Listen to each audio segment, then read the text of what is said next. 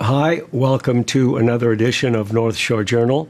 I'm your host, Walt Kosmowski, and I'd like to introduce my very special guest today, good friend and frequent guest, Leighton O'Connor. Leighton, welcome. Thanks for having me, Walt. Well, I was just thinking the other day that we first met almost 20 years ago when you were in a different life, and I think you've probably been a guest on my show a half a dozen times, right? We first met when I was producing Paul Guanti Live, and you were a volunteer on the camera. Oh, wow. So that goes way back. 2003, 2004, yeah. So it's been a good 20 years. Yeah. And then when I started my own show, you were my guest a few times. And in a previous life, you were a videographer and photographer, and you followed the International Sailboat Regatta, mixing with the glitterati and the jet set. Yeah. And now you're completely different. Are you an ordained minister, or what is your? Not ordained. I'm credentialed with Assembly of God. So okay, yeah. So and you're a pastor, and Correct. Your life you're a man of God, and you do missionary work, and that's what we're going to be talking about today. But let me ask you, just going back, what motivated you to? Here you are mixing with the these people in the Mediterranean, Monaco, and the jet set, and so what motivated you to turn into I've always helped the homeless since the mid 80s, actually. Yeah. And I was shooting a sailboat race in Alicante, Spain, the Volvo Ocean Race. I was shooting it, but I was spending a lot of time with the homeless there, helping them and praying with them, and I decided I was going to have a change in my lifestyle because I was really enjoying that more than being on these big boats and actually driving some of these big boats, and decided I was going to change my focus in my life a little bit. God put that calling in my heart. Quite a change. A change. Well, we're going to talk first about you. You have just finished a 300-day trip, right? Almost a year out, right? Yeah, 9 months, 10 months? Yeah, we've done outreach in 47 cities. Okay. And 3 more to go. We have actually doing outreach in Maine this weekend. The next weekend is Providence, and the last trip is in Boston and North Shore. We'll be doing outreach to the homeless. Okay. Now, I'm going to show a series of images right now. I just kind of randomly put these up, and I just want you to talk to some of these images. These are pictures you took during that trip. And I have to say, and I have to tell our audience, that some of these photos are just magnificent. I mean, you are a photographer, videographer, but your composition and your eye is just stunning. I'm very jealous of that. But let's just go. Let's show image number 1, and maybe you can tell us where this was. Okay, so talk about this image. So that's an image that I took with a drone in Moab, Utah. Okay. Yeah. And let's just number 2, please. That's Utah again. Yeah. Very, very nice. So you have a drone, obviously, to take these pictures. Mm-hmm. You do it with a drone. That's along the Dempster Highway in the Yukon, heading my way towards the Arctic Ocean. Okay. Yeah. That's off a glacier, and it's a Salmon Glacier in British Columbia. What a stunning image. It was quite a place to camp. Oh, my goodness. Yeah. And you're solo out there in that. Just me. Every once in a while, a vehicle would come by. But just me out there. Okay, and we'll talk a little bit. Okay, there's another one that's either a sunrise Moab, or sunset. Utah. Yeah. Maybe New Mexico. Yeah. Okay, and next? That is Sedona, Arizona. That is the grass fields in South Dakota, I believe. Now you to say that your Jeep is customized or tricked out would be an understatement, I think. Yeah, it has a tent on top. It's set up to do a church service any place, and it has a refrigerator, portable toilet, water, custom cabin in the back. So what happens is when I do these outreaches during the week to cut down on expenses, I camp and stay in the woods. Yeah. Between these outreaches, so that's why it's set up to do that. Yeah, and this is an overhead that shot. That would be the Yukon along a river, along the Dempster Highway. Yeah, and I think we have an image of the inside. Okay, that's you looks like you're cooking dinner there or whatever. Little campfire. little fire there. Yeah. Yeah, and now that's your itinerary. Right.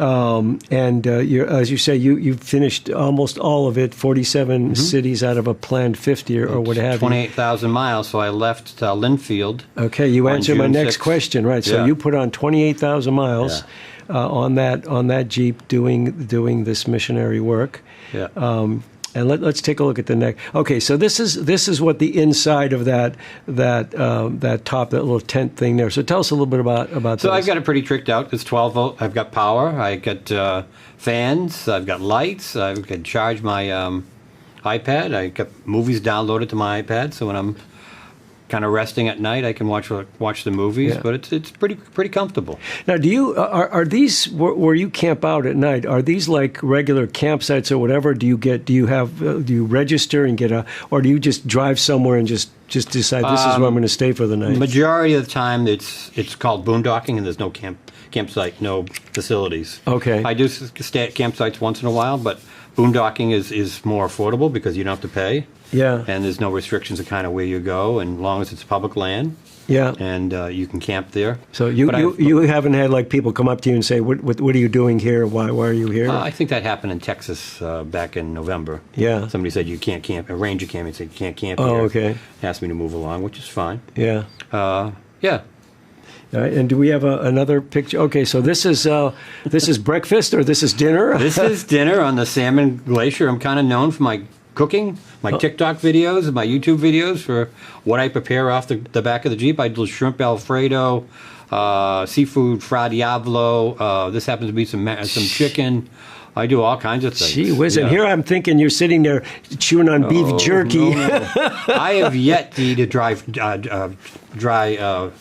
freeze-dried food. Yeah. So you now what would you buy this locally and cook it? Is that what you? Because you don't carry it all with you. Well, yeah. I mean, for one day maybe. What happens is when I leave Monday mornings, I usually go to Walmart and fill up my Jeep with food. Yeah. In my refrigerator with food, and I try to be a little creative with it. And I eat Spam once in a while, and Spam cakes, and omelets, and fajitas, and all kinds of stuff. Look at that. That's fantastic. So if I'm going to be in the woods, I want to eat well. Yeah. Clearly, by looking at me, I do eat well. Okay, and we're upside down there. Well, that's probably the Arctic Ocean. That's the Arctic Ocean, which I drove to. It's kind of on a bucket list for a lot of people. What I do is called overlanding. Yeah. So that's on a bucket list for a lot of overlanders, and that's the furthest, just about the furthest north you can go on a road. Wow. And the continent of North America. Yeah. Now, and I think so. This is an image for. Tell us what's happening here. So this was outreach last weekend in Manchester, New Hampshire. Some of the team there, and different groups meet me in each city. Okay. So are these people that assist you? These three. Yeah. So these ladies are actually from Calvary Christian Church. Okay. Yeah. And so you arrange to have people Right. at the locations helping you with the staging and setup, and they do the local promotion. That Pastor Leighton O'Connor will be here, etc. Right. Okay. So all the cities, these are all prearranged. So I had all my Right. stops set up way before I left. Right. People knew way before I left that I was going to be in their particular city. Then we have donations shipped into them. Beantown Blankets is a sponsor. Okay. And they ship 50 blankets into each city for me. Okay. And then I have a storage unit in Linfield filled up with hygiene kits and Bibles, and I have volunteers that go in that storage unit. Okay. Send me that stuff to every city. And these are? Do you pay for this? Are they donated by? Well, or how do they're you, paid for by donations donations I receive. So then I go and buy the hygiene kits. Yeah. And whatever else I need. And then someone is there, and they ship that stuff out to. Because I have a leader in each city. Okay. So okay. that leader takes right. receipt of the. And. So that's in Manchester, New Hampshire again. Outreach last weekend. Okay. And we went to 2 different locations in Manchester and probably served about 70 of our friends on the streets. Yeah. So typically, when you go to a location, how many people would you serve? How many? How big it can be anywhere from 50 to a couple hundred. Yeah. Yeah. Depending on how many shelters and how many volunteers and how many Jeeps we have filled up with stuff. Yeah. And would you typically do a sermon, or just would you individually counsel people that are there? Pray with them, ask if they want prayer, talk Yeah. about Jesus, and see where they are on their walk of faith. And I have done some preaching at different stops. Yeah. Yeah. Yeah. And do people take you aside personally? Like they say, I have an issue, and can you give me some guidance? Prayed with several people. Yeah. Last weekend in Manchester. Okay. Yeah. And then I think if that's the last image on that series, we have a video that you've put together, And if Matt can give me a sign from the control room that that's queued up, can we show that video now, Matt? And this is a compilation of photos taken over the last 9 months at various outreaches. Okay, so Yeah. so we'll be showing that in a second.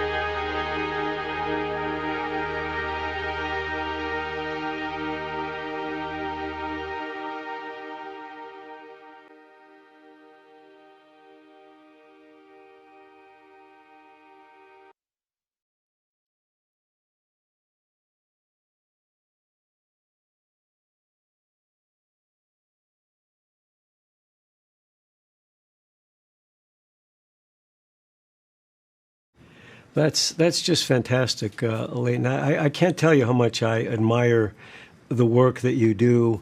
And now you I saw you there in that video. You do like personal ministry to people that maybe have an issue, and you take them aside and pray. Tell us about that. So I can kind of tell when somebody's going through something. A lot of these people are going through stuff, and I walk over to them and, can I pray for you? Yeah. And I'll say, how can I pray for you? And we pray right there on the street. Yeah. Now, in addition to the physical things, the blankets and the food and what have you, do you do like a sermon, or you do like some cities I've done sermons. Yeah. Yeah.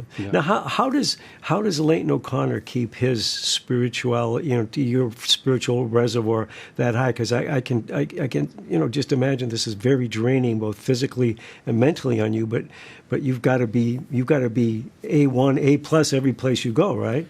Devotional time in the morning, praying in the morning, reading the Bible in the morning. Yeah. Making sure I'm worshiping on Sundays, and I'd go to a different church every Sunday when I'm on the trip. Yeah. And if I didn't have a church to go to because I was out in the woods, I would have communion with myself. Yeah. Yeah. Well, now, having done this trip here, next month in April, you were going on a 1-month trip to Kenya and Tanzania. Why don't you tell us about that? So I've been to Kenya and Tanzania before. Yeah. And I'm on the board of directors for a nonprofit called Good Hope.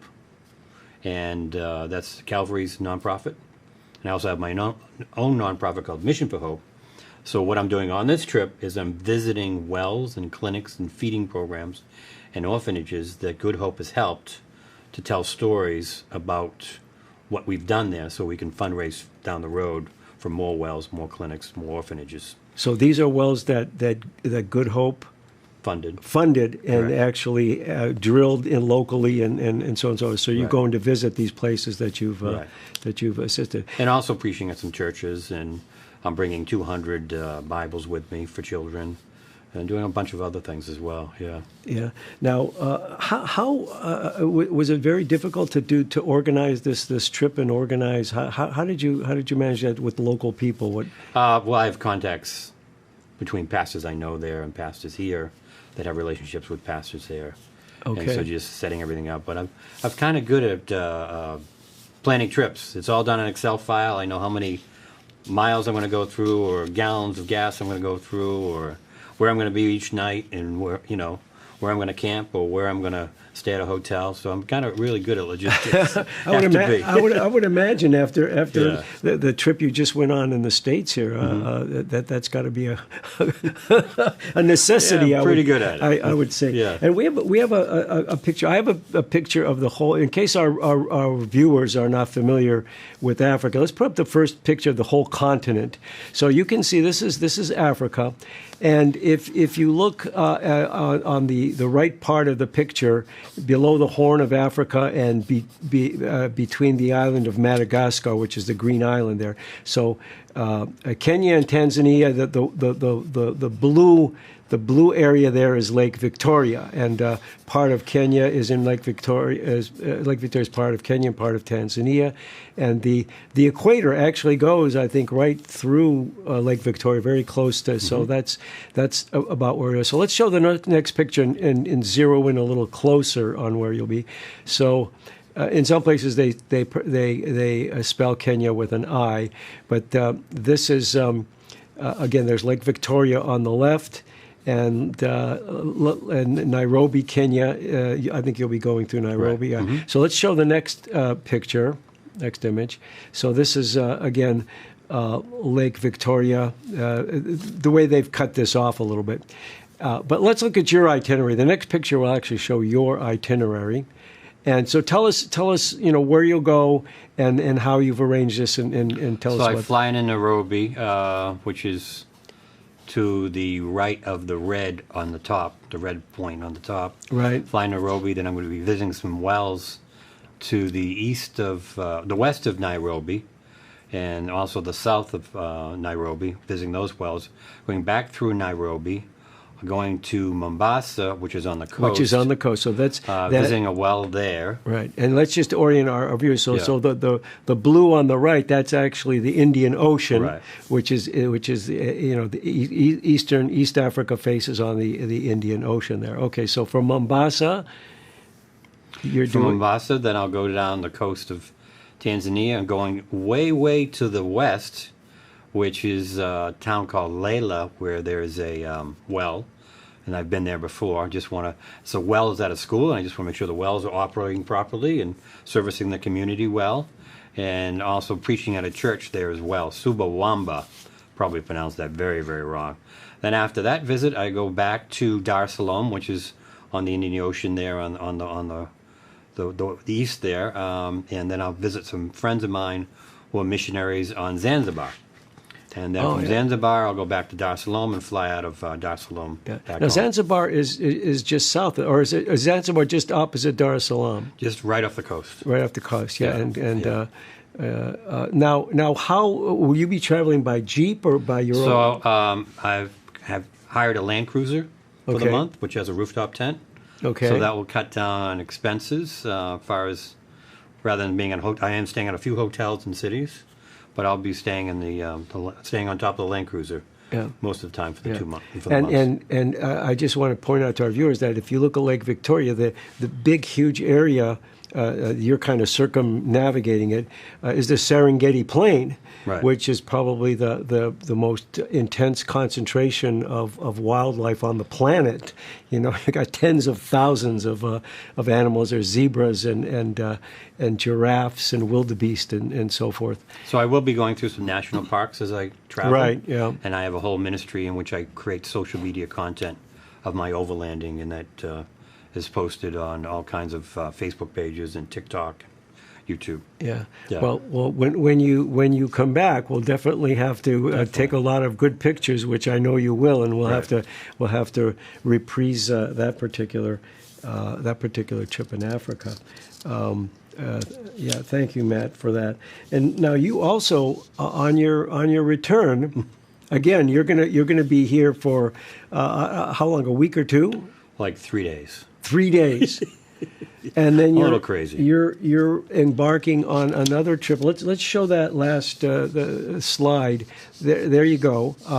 So you're going to be just kind of give us an overview of that. So I am the founder of the Christian Jeep Association, which I founded in 2018, which at the same time I founded Mission for Hope, which was doing the mission work with the homeless. But the Christian Jeep Association is a fellowship of people who drive Jeeps and love Jesus. So we have 41 chapters throughout North America, and I am going on a 5-month trip starting May 9th, and going to all the events my Jeep chapters, Christian Jeep chapters are at or attending. So I'm going, I think we just added another event today, so I think there's 18 different events I'm going to across, mainly the East Coast. The furthest west I'll go to is Texas, but that's what I'm doing from May to September. And there's tons of Jeep events all over the country, and thousands. Some of these events have thousands of people, and we set up a booth. Sometimes my Jeep is part of the exhibit, and we talk to people and pray with people and tell them all about the Christian Jeep Association. Now, when did you start the Christian Jeep Association? Back in 2018. 2018, Yeah. and you've got 41 chapters. Yeah. And how many members did you say? Roughly? It's not a paid membership. It's all free. People can join, but we have about 8,000 members. 8,000. Yeah, and they get decals and wristbands and. You have to have a Jeep to join. No, not necessarily. Oh, really? No. You don't. But most of them, 99% of them drive Jeeps. Well, let's put up the lower third for the ChristianJeepAssociation.org, if you could, Matt. This is if people are interested in the Christian Jeep Association, we have a URL that they can ChristianJeepAssociation.org or cjeeps.org. There we go. Is that okay? That's it. www.ChristianJeepAssociation.org. Just the way it's on. The capitals are not. It doesn't have to be capitals. Right. It's all. It's case insensitive .org and get more information on that. And do people pay any kind of fee, or do they have to? It's all at this point. It's all donations. It's all because we spend a fair amount of money on the decals and the shows we go to, and a lot of the shows we provide some water and snacks, and we have special canopies and tables and tablecloths. Just like anybody would do at a trade show. Yeah. This is what we do at these shows. Yeah. Now, I also want to talk a little bit about you were talking about how you have a center in Lynn for the blankets and the kits and stuff. Okay, so Beantown Blankets is the sponsor. Yeah. And they've been a sponsor since 2019. On my first trip, when I did this for 6 months and did outreach in 43 cities. But they ship 50 blankets into each city that we go into. Yeah. But now there's a cost associated with that, and I'd like Matt to put up the Mission for Hope URL, and we want to say that you are always looking for donations. Obviously, right. It costs money for these trips, for the blankets, for your gasoline, for everything else. So, if people go on this website, can they donate electronically with a credit? So Mission for Hope and Christian Jeep, they're 501c3s. So any donation is tax deductible. Okay. And if you go to missionforhope.us, click on the donate link. 5 different ways to give. Yeah. And we can send you a receipt for your giving at the end of the year. But the money goes towards hygiene kits, storage unit where all the hygiene kits are, fuel for my vehicle, repairs for my vehicle, all kinds of expenses involved in traveling the country for 300 days. Yeah, I understand that we were talking. You might want to relate that to our audience. We were talking earlier about your transmission in your Jeep, that it's kind of given up the ghost. And 183,000 miles on the Jeep, and it's in the shop right now for transmission rebuild. For transmission, incredible. Now your congregation or your church. Tell us where you're centered. Where are you? So my home church is Calvary Christian Church. I was a pastor there for a couple of years, and God called me back on the road, so I did this mission trip. So right now it's my church. It's where I volunteer my time. Yeah. On the weekends and during the week, I'm involved in Celebrate Recovery there, and I help facilitate that. I'm also part of the worship team and a vocalist, and help with we have a food pantry every other Thursday. So I was there yesterday helping distribute food. We have about 200 or 300 people that come by on a Thursday, and we give them all food, thousands and thousands of pounds of food. So I'm involved as that as well. There's a lot of other things I do over at the church. What do you do in your spare time, Leighton? Try to sleep. Oh, my goodness. I'm a great admirer of yours. Thank you so much. I've said that once. I'll say it again. You're such a good Christian man, and you have so much compassion and so many good traits. I can't tell you how much. Well, I appreciate you having me on this show over the years. I remember the first time I came on, I was probably wearing a suit, and I actually had brown hair and a brown beard. And it's been a while, so I appreciate you having me. You've always been a great supporter, and always enjoyed being on the show, Walt. You do a great job for this community. Well, thank you very much, and I think we're gonna have you as a guest at the Beverly Rotary Club in the next week or so. Love the Rotary. Before you get going on your next trip. So, well. Leighton, thank you very much. Thanks for having me. And as always, it's just a joy to have you on the show. I'd like to remind our viewers you've been watching North Shore Journal. I'm your host, Walt Kosmowski, and we'll see you next time.